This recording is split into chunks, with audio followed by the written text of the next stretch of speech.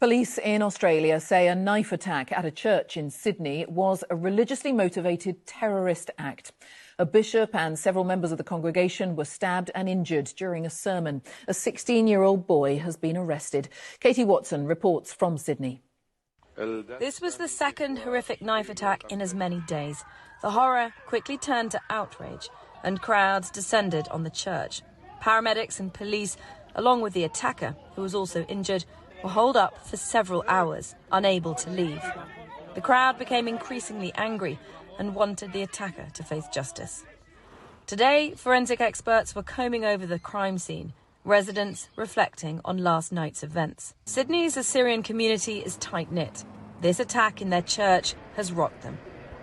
Basim, who knows the bishop well, fled Iraq 17 years ago. Coming to a church, people think that they're safe, and what they've seen last night bring them so many triggers and bring back the trauma, especially for refugees and migrants. This stabbing came just 2 days after another horrific attack in Sydney, and everyone I've spoken to these past few days has expressed their shock, their surprise. This sort of thing doesn't happen in Australia, but it has happened, and it's happened twice, and that's been a very difficult thing to process. Tonight the mood was sombre, but hopeful. People putting their faith in bringing Australia together after a bruising few days.